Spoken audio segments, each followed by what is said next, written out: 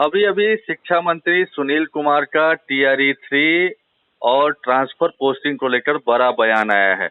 उनकी PC cover करने प्रीतम गए थे, उन्हीं से बात करते हैं कि क्या क्या उन्होंने कहा है। क्या जो विरोध प्रदर्शन हो रहा है, मांग हो रही है कि ट्रांसफर पोस्टिंग में संशोधन होना चाहिए जो पॉलिसी लागू हुई है, और TRE 3 को लेकर भी बहुत सारे कंफ्यूजन थे, उस पर भी इन्होंने बात की। प्रीतम, क्या क्या बातचीत हुई है, क्या कहा है शिक्षा मंत्री ने? हाँ, देखिए, एक बड़ा हम आपको देना चाहेंगे अफसोस कि आज जैसे ही शिक्षा मंत्री ने ये कहा कि नियोजित शिक्षकों को सरकार के प्रति आभार प्रकट करना चाहिए कि हमने उन्हें परीक्षा देकर हमने उनकी परीक्षा लेकर उन्हें राजकर्मी का दर्जा प्रदान करने की कवायद शुरू की है। अभी शिक्षा मंत्री से मिलने के लिए जो शिक्षक निर्वाचन क्षेत्र से जीते हुए प्रतिनिधि आते हैं, MLC होते हैं, वो उनसे मिलने के लिए उनके केबिन में आए हुए हैं।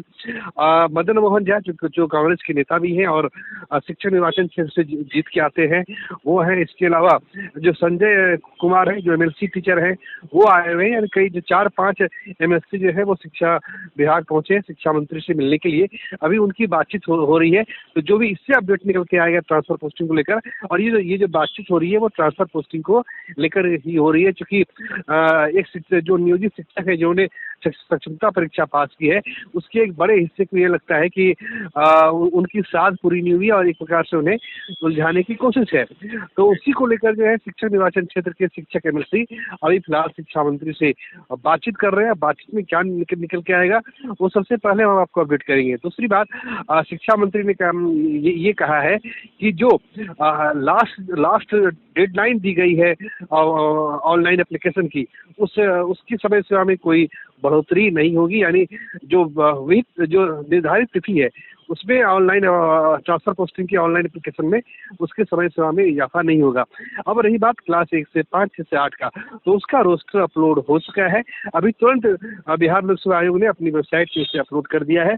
9 से 12 तक का जो रोस्टर है, माफ कीजिएगा, 9 से 12 की बात कर रहे हैं आप? मैं शिक्षक भर्ती परीक्षा फेज 3 की बात कर रहा हूँ। उसका भी विज्ञापन संख्या 22/2024 की बात कर रहा हूँ। ठीक है, उसका भी जो रोस्टर है, जहाँ तक हमें भी जानकारी मिल रही है कि वो भी 3 से 4 दिनों के अंदर जो है उसे अपलोड कर दिया जाएगा। और हमें मान के चले कि 25 नवंबर तक इन परीक्षाओं के परिणाम आ जाएंगे। एक और सबसे बड़ा अहम सवाल हम जो अपडेट आपको दे रहे हैं, आपको याद होगा अफसोस कि बिहार में दिव्यांग जो बच्चे होते हैं उनकी पढ़ाई के लिए 7,000 से ज्यादा पोस्ट पे परीक्षा ली गई थी। और वो परीक्षा ली थी बिहार विद्यालय परीक्षा समिति ने। उसका रिजल्ट उसने जुलाई 2024 में इस साल जो है उसने घोषित कर दिया है। 7,600 लगभग पद है।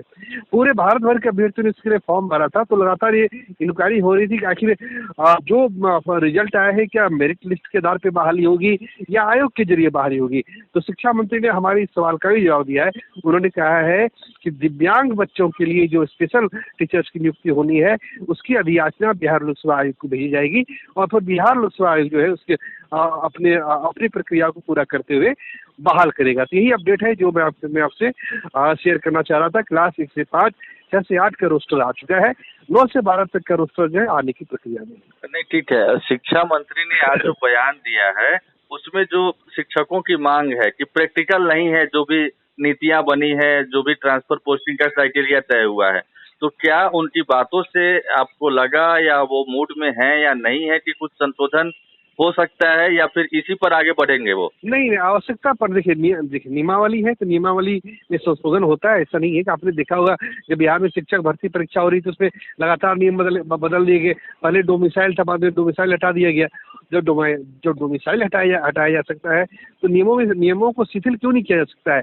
इस पे ही जो है MLC जो टीचर है उनकी राय ली जा रही है।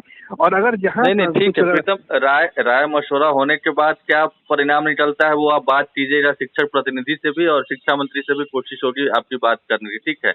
अब तक जो स्टेटमेंट दिया है उसके मुताबिक जहाँ तक मैंने सुना है, अब तक उसमें कोई संशोधन की बात शायद शिक्षा मंत्री नहीं कर रहे हैं। हाँ, आने वाले दिनों में जरूर वो एग्जाम्पल दे रहे हैं कि बहुत बार चेंजेस होते रहे हैं, तो हो सकता है, लेकिन फिलहाल जो तय हुआ है उसी पर आगे बढ़ रहे हैं। ऐसा कुछ लगा आपको? नहीं, हमें ऐसा लगता है कि जरूरत पड़ने पे इस पे संशोधन हो सकता है, नियमों को कुछ शिथिल किया जा सकता है। जी जी जी। चलिए ठीक है, वो जो शिक्षक प्रतिनिधि हैं या शिक्षा मंत्री से भी आप डिटेल में बात करने की कोशिश कीजिएगा। फिलहाल बहुत बहुत धन्यवाद प्रीतम। शुक्रिया।